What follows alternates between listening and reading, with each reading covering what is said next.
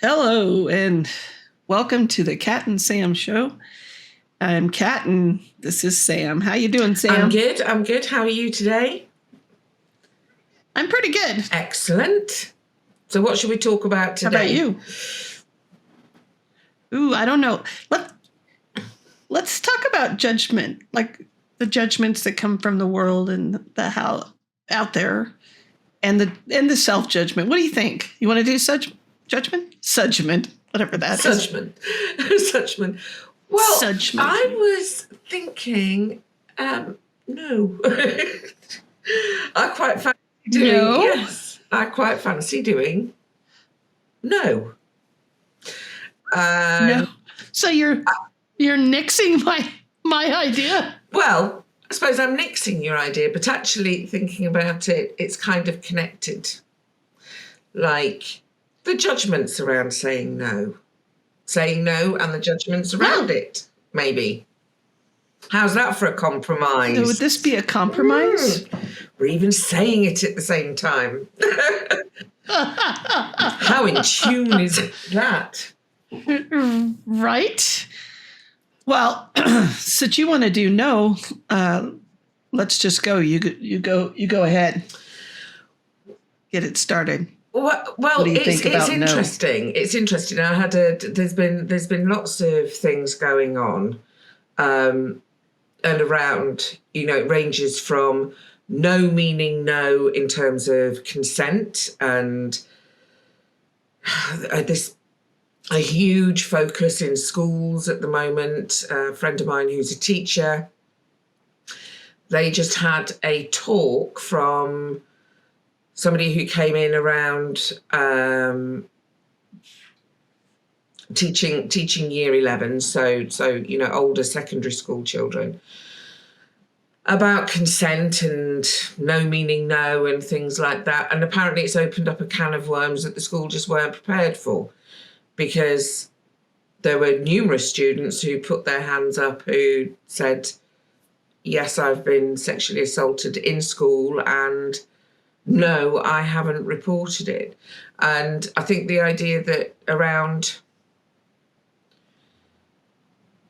how we take being able to say no for granted until we're in a position where no refuses to be heard, whether that's in a domestic abuse situation, whether it's in, a sexual assault or any sort of violence against others. And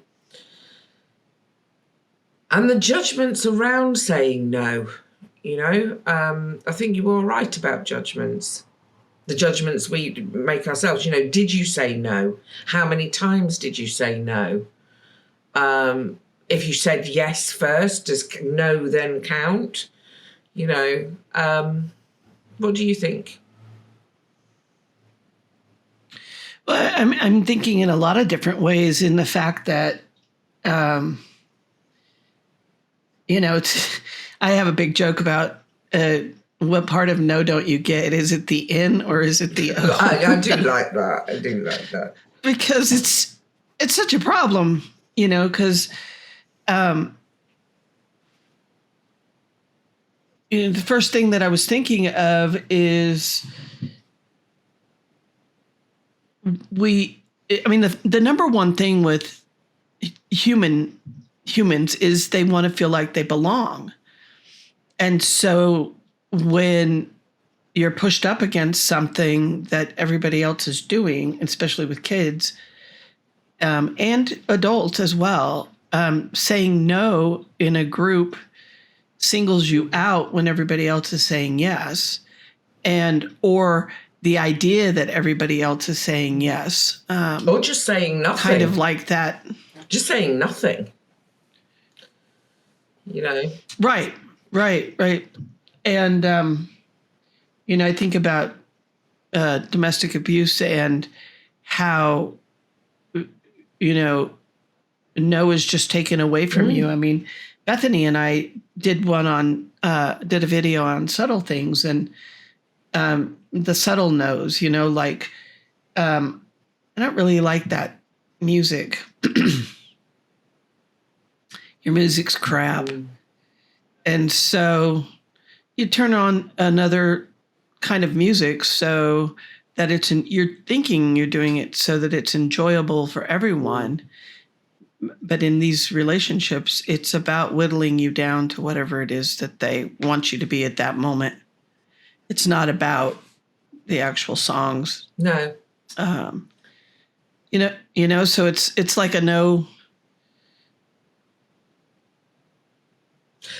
That like you were saying, that isn't really talked about. It's a no that becomes something else. So there you are. I said no to you. We naturally compromised. It just happened automatically, and not everything can be compromised on. Not everything can be agreed on. I'm not saying that, but no you're right. It does get taken away from you.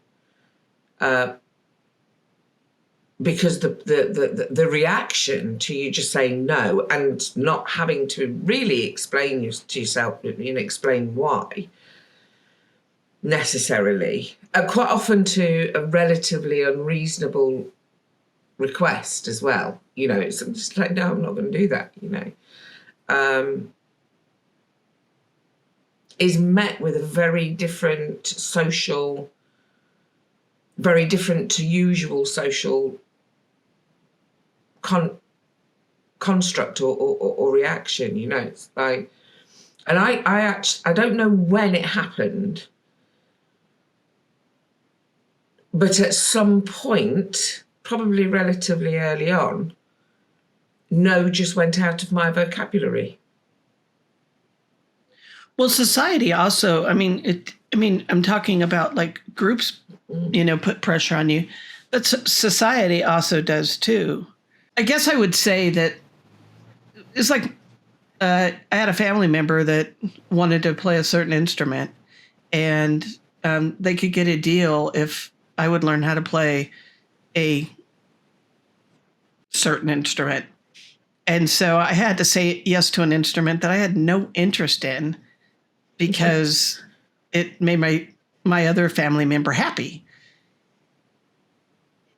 And so, and how successful at a young age, how successful were you in learning that instrument? And in the end, I achieved what I was supposed to achieve, which was to go play for a bunch of veterans.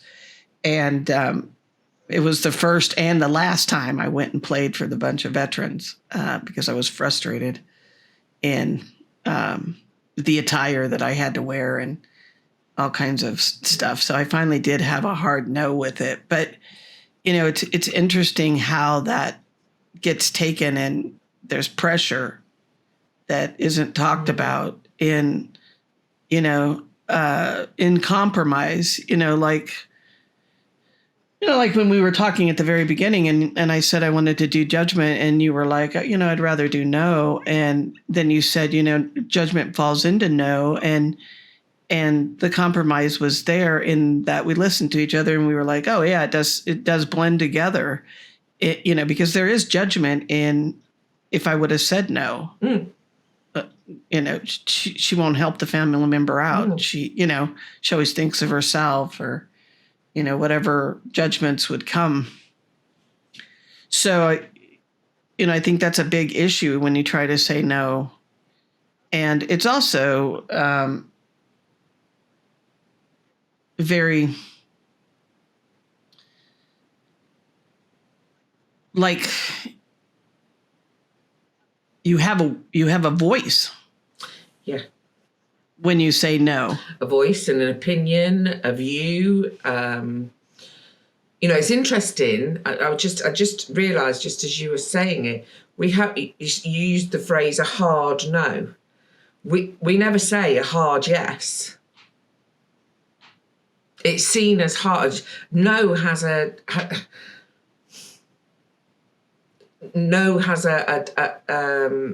very different. It has lots of different things attached to it. I could say yes to something absolutely heinous, and no to something absolutely heinous. But no is seen as the negative, and yes is seen as the positive. I know that's what they are, a negative and a positive. But it's not always. Sorry, I'm talking a load of nonsense there. Of course, no's a negative, Well, I and mean- yes is a positive. I think I've had too much caffeine today. I know what I'm trying to say, but it's not coming across terribly well. But the judgments around it, and I think, and I mean, I would love to hear, you know, on all of our videos, I would love to hear you know, other people's views. But I, as a woman, certainly post, or certainly during domestic abuse, and I did come up against it growing up as well, that saying no as a woman had an extra edge to it. You know, you were seen as, you know, hard-nosed or whatever, as opposed to just somebody who you know, had a viewpoint and valid viewpoints. It wasn't just, I wasn't, you know, I don't ever just say no for the sake of saying no or to upset somebody. You know, it's there's a reason there. And I'll admit if I'm wrong, if I say no, and actually, so like if you'd said to me, well, we'll do no at another time, but at the moment I've got something really specific about judgment that I'd like to speak about today. Well, it's like, fine, well, we'll do it later. You know? Yeah, and I think the interesting thing is, if we talk about male and female, and I'm talking about societal kind of stuff, if a man has a hard no, he's just confident. Yeah. If a woman has a hard no, she's just a bitch. Yeah. And, you know, and I think that, you know, it's why I push self-care and, you know, speaking for self and the I statements is because a no is saying, no, I don't want to do that. And I have the right to change my mind. I mean, if I say no and I look at it and I go, you know what, I think that's okay because I've given it a little bit of thought, I have the right to say yes too. You know, I don't have to stick with a no if I don't want to. And it really is, I think in a lot of ways, a hard thing to learn because there's so many factors to it. Judgment is one of them. The judgment I feel against myself for saying no, in that I'm going to be perceived as not being helpful to somebody, or that I'm not, you know, working as a team with somebody, or that I'm going to let them down, or, you know, the list could go on, right? And in that, we're not thinking of self. No. You know, I wouldn't want you to just go, okay, I'll do it. And you're over there going, I really don't want to do it. I don't want you to do that either. I mean, we've got different histories. So I was going to say to you, what were you like before your, you know, domestic abuse encounter? You know, did you? Well, I grew up with it. Yeah. Whereas I'm like, I was definitely kind of quite happy to say no if that's, you know. But as a young person, to people learning. As a young, go on, go. You go. No, you go. So here we sit. I'll go ahead and go. I was just gonna say, and now I forgot it. So go ahead. Oh, and there's the giggle. No, hang on. I might have forgotten what I was going to say now. I've forgotten what I was going to say now. I genuinely have forgotten what I was going to say. What was I talking about? Well, I think, you know, I had a pretty good voice for saying no to the outside world. I just didn't have a good voice for saying no to the inside world. I was pretty rambunctious and pretty... Actually, that is very similar to domestic abuse cases, isn't it? You know, you can seem to be sort of perfectly confident and able and all of that to the outside. Yeah. But it's when you get in those four walls again. But I remembered. That's what I was going to say. It actually has taken me a while to not remember the ability, but feel comfortable with saying no to anybody in the outside world. And I think eventually what happens is you do then start. I mean, that's somebody explained it to me. That's a trauma response. You just give up. So you end up not saying no to anybody. You know, it does spill outside of the home. Eventually, it spills outside of your situation to how you interact with everybody.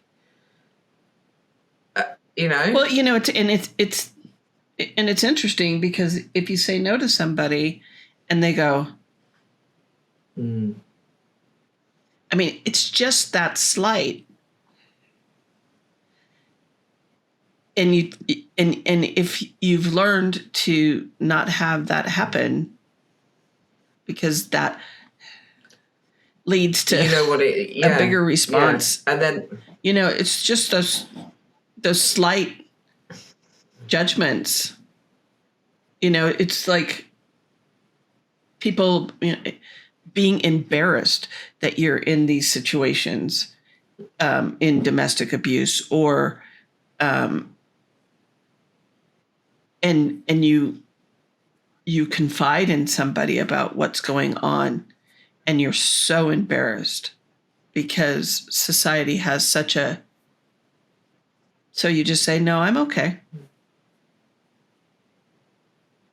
You know, and society wonders why people stay. Yeah. You know, it's a tough one. And even saying, like, so let's say, you know, I said judgment, you said no, and I said, you know, I really kind of want to do judgment. Can I have some clarification as to why you're wanting to say no? And then you kind of have to be vulnerable in, you know, your reasoning for wanting to say no. You know what I mean? I do. It actually causes you to have to go deeper in your thought. And domestic violence isn't about a deeper conversation. It's about controlling that situation. And I think that's what you're seeing with the kids at school. Yeah. It really, it's an interesting. And there are no boundaries anymore. There's no. I mean, it's so deep, and it goes into the whole sort of viewing of porn and things like that, and that's very much around the sexual abuse. But there's also the behaviour that goes around that, and this still this thing of well, you're saying no, but you mean yes, really. So somebody's making a judgment about what you're saying when you're saying, actually, no, I mean no. Yeah, you don't mean that, really. The dismissal, it's a really, really simple thing. Again, back to yours and Bethany's video on subtleties. If somebody keeps saying to you, you don't mean that, really. And you can say it in a million ways, which can be threatening, it can be dismissive, it can be. It's like, yes, actually, and then so at some point you go, no, I didn't mean it. Right, you just give in. I remember fighting for 8 hours over something. It was a big purchase, and my head just absolutely. I was done. Yeah. I didn't ever want to go through that again, because it was just ridiculous. You know, and I think, you know, that's part of that whole scenario as well. Saying no that ends up in a bigger problem, and an even bigger problem, until you're just not there. Yeah. You know, and society wonders why all this judgment that's coming down on people that are stuck in these. Why did you let somebody do that to you? Well, it wasn't like it was a choice. What did you do wrong? What did you do to attract it? What were you wearing? What time of night were you out? What were in all of the judgments? Where's your responsibility? All of the judgments are made on the victim of these crimes, which is why they're decriminalised over here. I mean, they are literally decriminalised.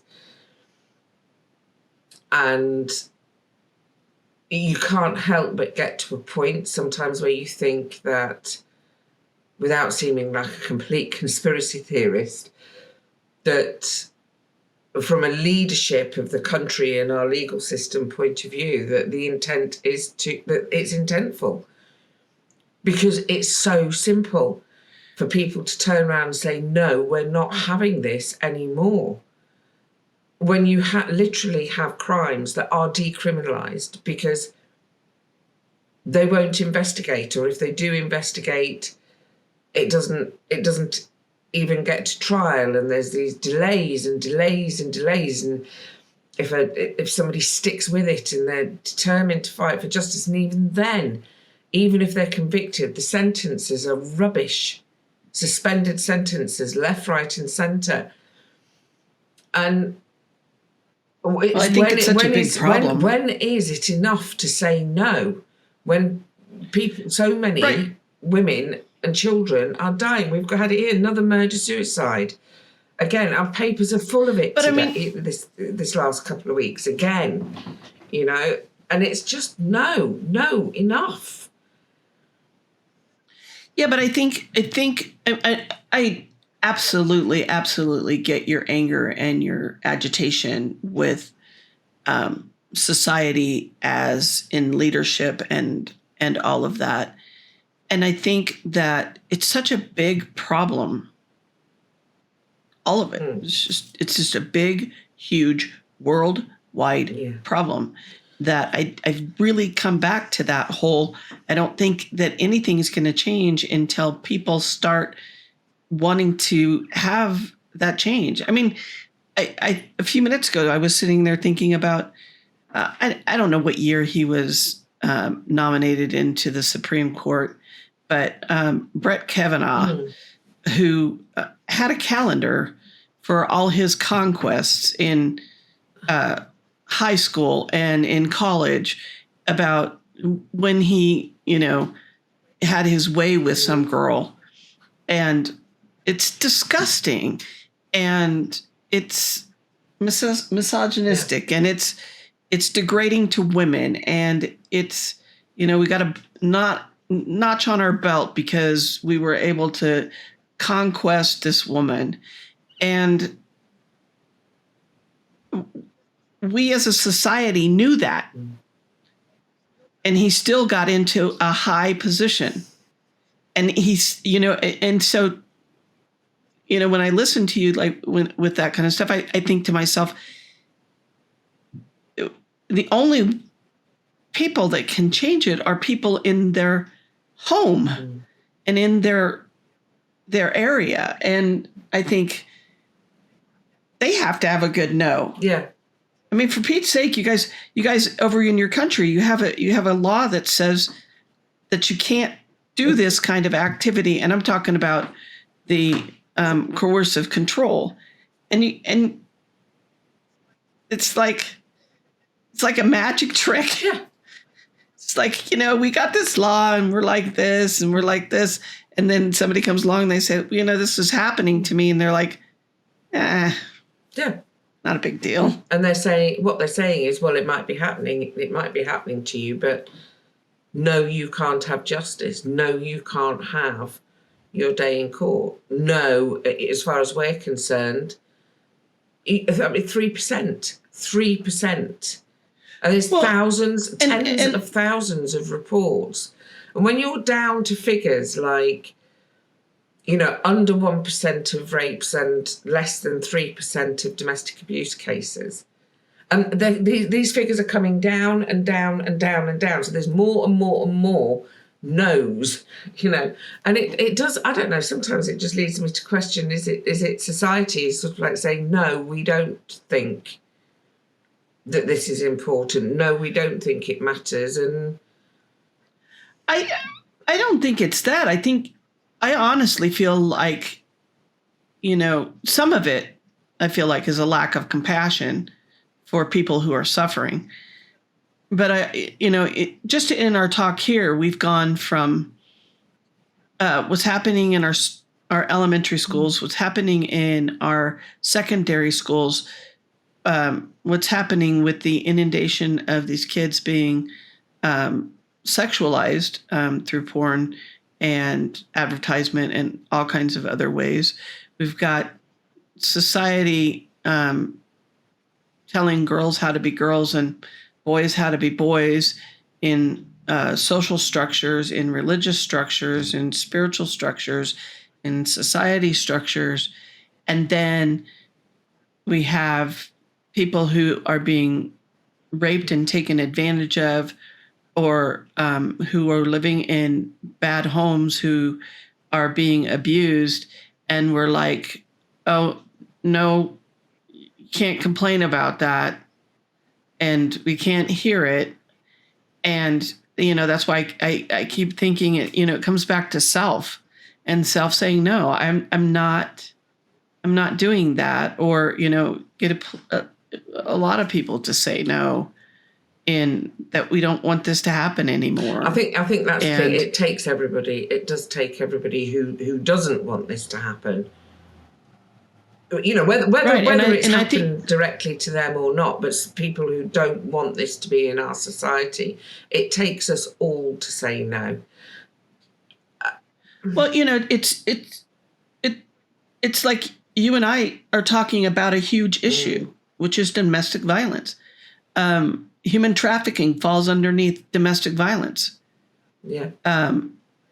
I've had people I know, hopefully she'll be coming on, who was trafficked in school by a coach at school. Right. In her middle school, and underneath everyone's eyes. And she didn't have a no. And, and she's come out and talked about it.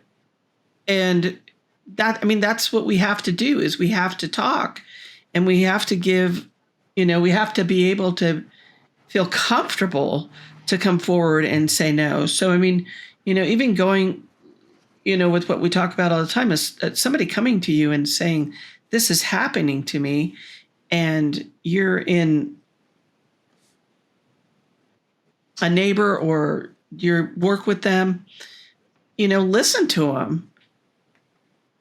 Don't say, no, I don't want to listen, because they could walk out that door. Where's your freaking compassion? And, going all the way up to policemen, to judges, to political parties, to all of them. Where's your compassion for somebody when they come to you and say, no, this is happening to me? And your response is, well, really can't help you. Yeah, a classic over here is literally, we can't do anything until basically somebody's dead. Oh, it's too late then. This is why we've got, right, up to 3 women a week being directly murdered. The children. Children as well.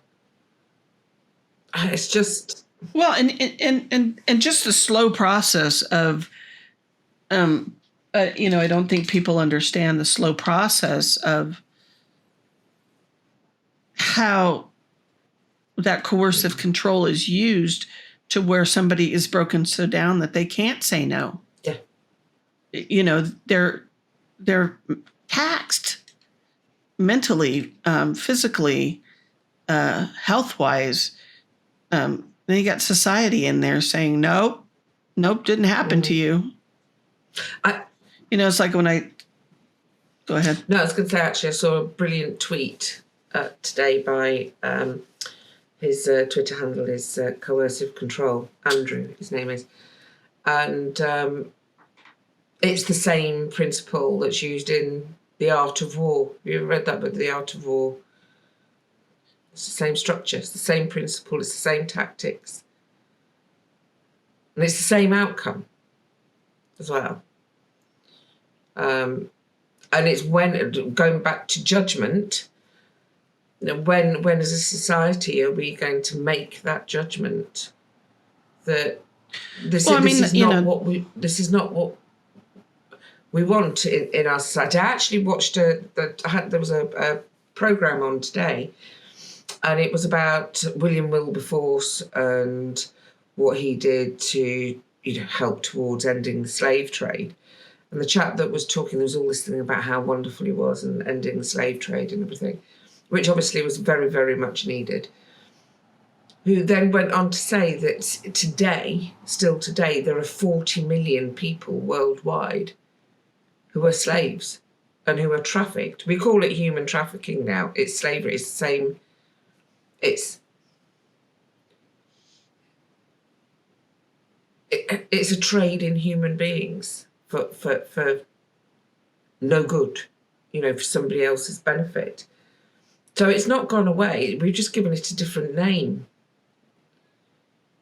And like in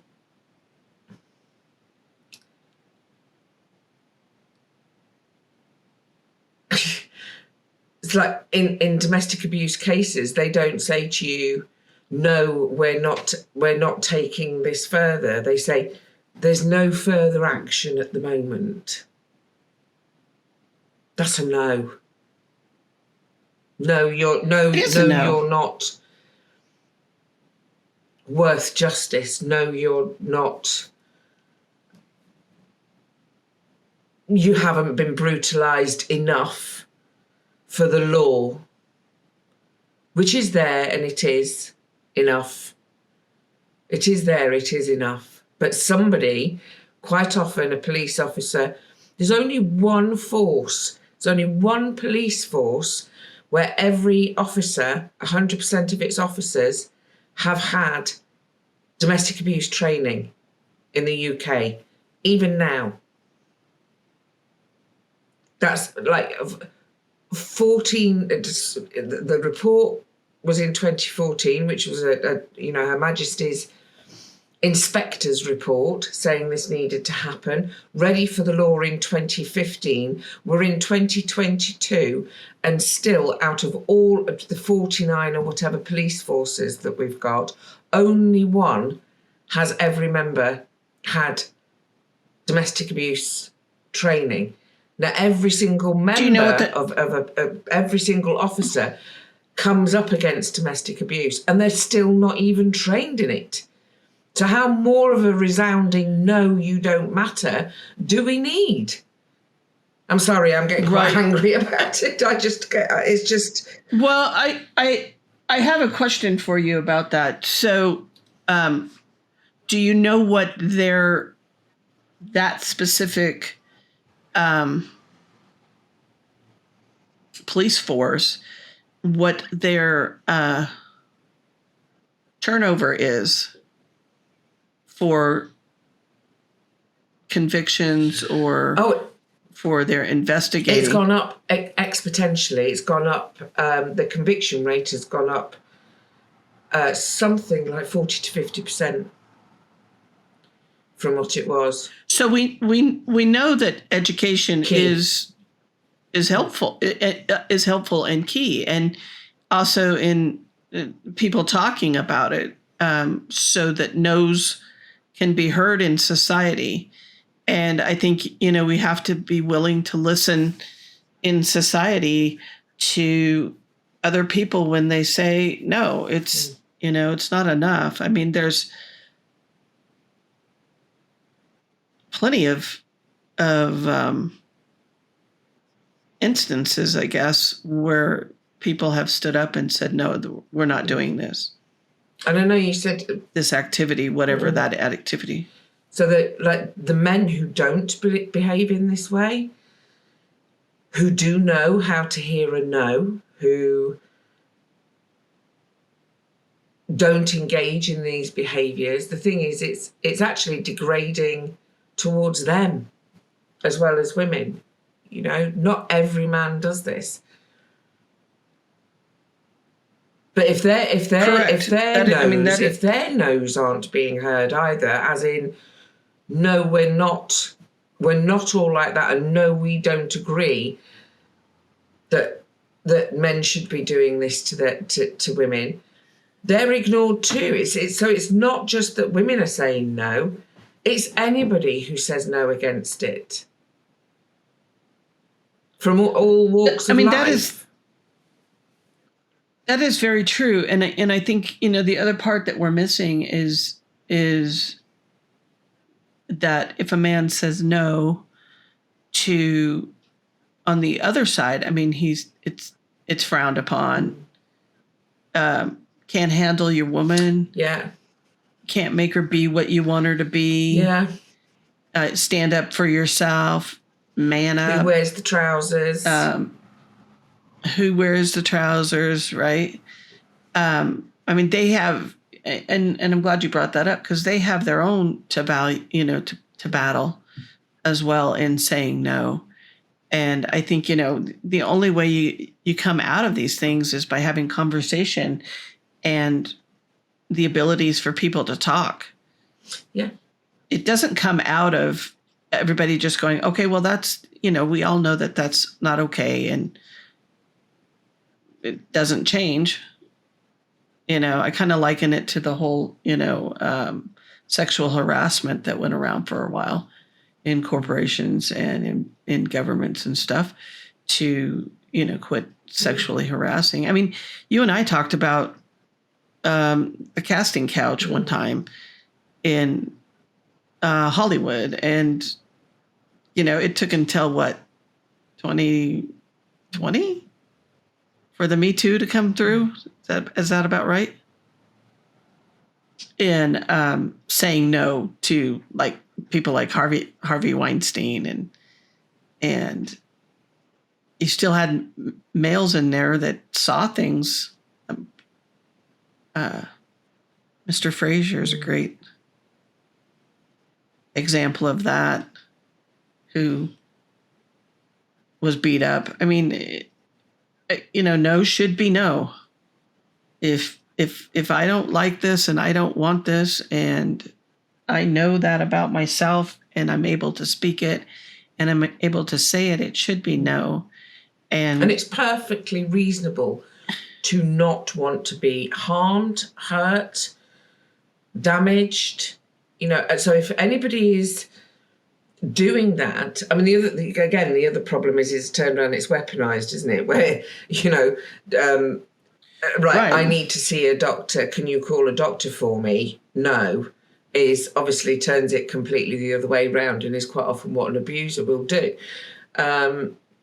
But, you know, generally when we're speaking, we're talking about the really kind of accepted norms of societal behaviour, you know. But there'll still be there's no way, even with the Me Too movement, there's no way it hasn't stopped in our industry. It hasn't. All that's happening is more and more organisations, infrastructures, and industries are being exposed for having this. We've just had it with the police over here. There was a programme on ITV, Women in the Police and Exposure. And it's still happening every day now. If you raise a complaint, if you say no, that's the end of your career, the end of your job. And quite often, you know, again, it's that phrase, you know, there's nothing else to lose. They've lost everything because they've dared to say no. Right. To something right. that societally, that we're all brought up to believe is actually wrong. You know, when we're saying no to something that's wrong, that's illegal, that's against every sense and sensible, logical and moral fibre. That's the kind of no we're talking about. And it's not even that it doesn't get heard. You get punished for it. And that is exactly the same as the one-to-one intimate relationships. And these are the police leadership with their own officers who are saying, this is inappropriate, this is what's going on. And like I said about the school in the beginning, we've opened up a can of worms and we don't know how to handle it. Well, actually, they do know, and they did know about it, the same as the police know about it, but perpetrators are protected. And that's what... Are you getting violent with me? No, that was me dropping something. But perpetrators... Sorry. It's all right, darling. Perpetrators are protected, and that's what has to stop. That does have to stop. Yeah, but I think if I always go back to, if society doesn't know what it is, it's not going to change. And I think if you don't have a good no as a person, how do you get another group of people who don't have good no's to speak? I get that. And I think what's brilliant about... It's brilliant. That is such the wrong word to use. In terms of education for society as people, the fact that the fact that the same methodology that's used in our police, extremely sadly for me, in our fire brigade, in other institutions, and this is being exposed on a daily basis. I mean, they're saying that there will be 2 to 3 officers in criminal court each week now until 2025, and that's just their immediate audit. And that's just in one force in the UK. That's just in the Met Police. So that is a way of educating. If we move it away, part of the problem, like we've discussed before, is this idea that somehow because it's an intimate relationship, because it's a partnership, it's nobody's business. Actually, the same methodology that is used in those interactions by those 2 human beings are the same tactics and interactions that are used in our institutions, in workplaces. It's exactly the same. Well, and I think that does help people's understanding around it. Yeah, I agree. I'm not saying I'm not speaking against it. I mean, I was just thinking about, I had a conversation with somebody in a corporate sense, and they had to toe the corporate line. And so basically I was getting gaslighted by their answers that wouldn't be fluid and come through. And it's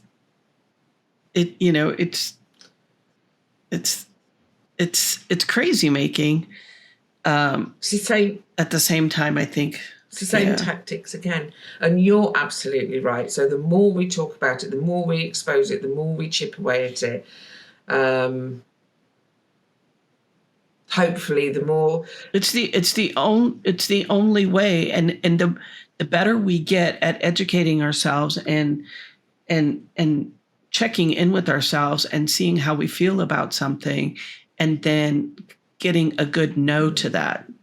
No, I'm not going to be a part of that. I already know that I'm not. It's not a yes, I'll do that and hope it gets better. It's an absolute no. And go ahead. No, you go ahead. It's an absolute no.